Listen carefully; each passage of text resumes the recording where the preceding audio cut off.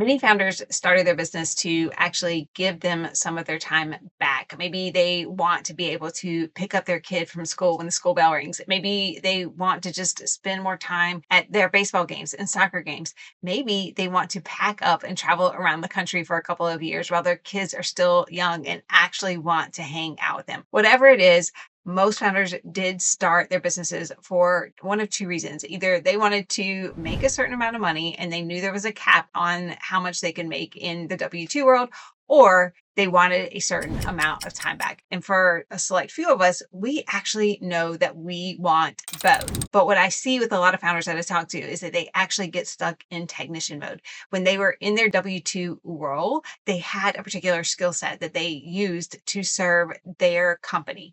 And then they translated that into a business that they actually want to build. But a lot of founders actually get stuck here because in the corporate world, you never had to transfer that skill set over to someone else. And even if you did, it looked a lot different than what you would do in your own business. So if you want to build that business that lets you travel around the country, or maybe it's the world, if you want to build that business that actually gives you more time with your family, if you want to build that business that just gives you space to think and be in only the work that you love, then you've got to figure out exactly how to turn that work over and do it in a cost-effective way. Now, if you're doing less than $3 million in revenue, the most cost-effective way to do this is to make use of offshore talent or to outsource to people that make use of offshore talent. That is going to keep your costs low. It's not only because you get to use cheaper labor, it's because you can actually afford the leverage that you need at this stage in your business and in the growth of your business. That's why about 90% of the founders I talk to actually start with their very first hire being a virtual or executive assistant. But here's where it actually ends up falling apart for most founders. They hire the help, but nothing actually changes. Or they just trade all of the doing for the managing and the answering questions and the 97 Slack pings that come in throughout the day.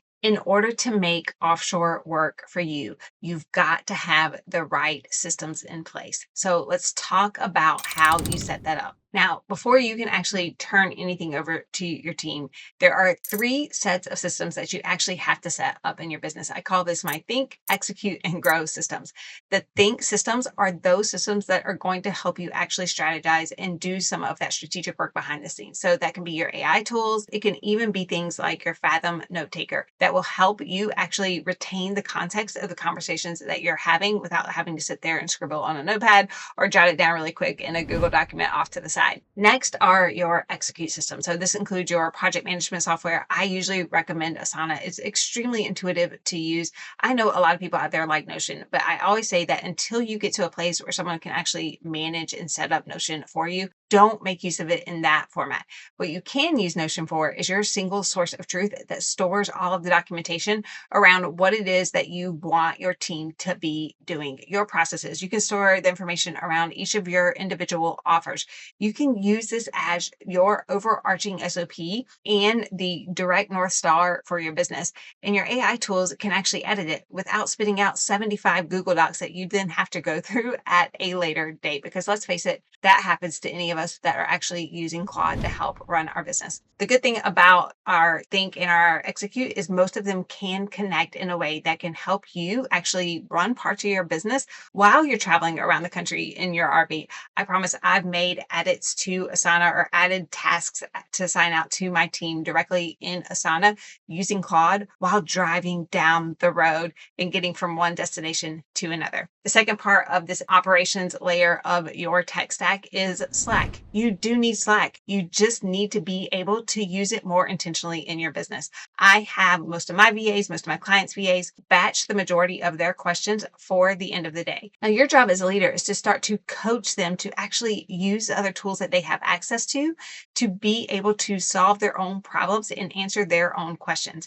Now, if they are using a Claude that's attached to all of your systems, then that Claude or AI tool can actually pull answers that would answer their questions in the same way you would because of the context you've already supplied there. Now, the final system in this space is your Google Workspace. We all use it, and its capabilities are continuing to grow day over day. So it may move out of execute and up into the think layer at some point, but it is an essential part of anybody's business at this point in time. The final layer here is your grow layer. You do need a CRM. I use Go High Level because of its robust marketing capabilities, but there are other ones, cheaper options out there. You've just got to have a place to actually organize your leads and keep track of what's actually going on in your business. Another thing that can often show up in this grow layer is an offer delivery system. Where are you housing content that can deliver your frameworks without you having to be in the center of it all? And for a lot of us nowadays, we actually want to help grow a community of people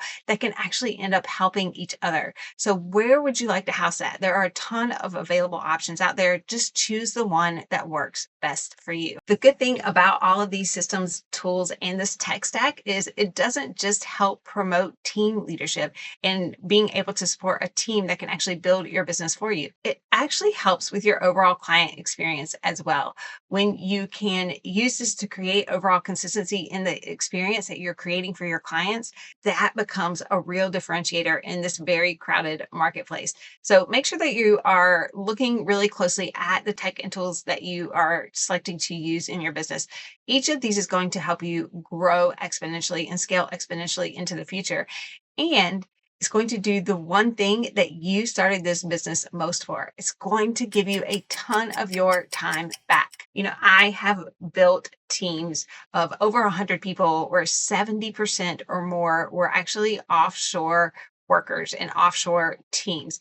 And the reason that it worked so well wasn't because we went out and hired exceptional level talent, although I would say all of them were exceptionally talented. It's because our systems were set up in a certain way to support what it is that we needed, to be able to clearly communicate what we needed and by when. And it was also because we started to teach and coach our team around how to operate by agreements. You'll get more of that in a later video, but it is an essential part of being able to trust that the work that you need done is going to be done by the due date that you said, or that your team is going to communicate to you otherwise. I have set up a tool to be able to show you exactly where you are leaking time in your business and where you are still stuck. I call this the 3T's audit. The 3T's are your time, your talent, and your tech. So if you want to audit all of those to see where you're spending your time that you should not be, or where there's a gap in your tech and your tools that you could actually fill and fix,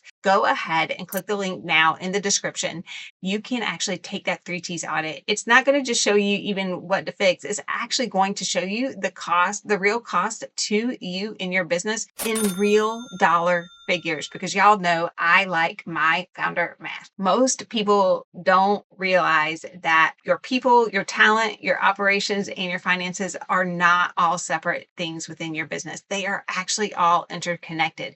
And most people don't realize that team leadership actually shows up in your systems and your tech stack. If you are ready to see where your team leadership is failing and maybe why your BA or EA is not performing in the way that you want, go ahead, again, click that link in the description box and take the 3T's audit. You'll get real results in real time. And again, you'll see exactly what it's costing you.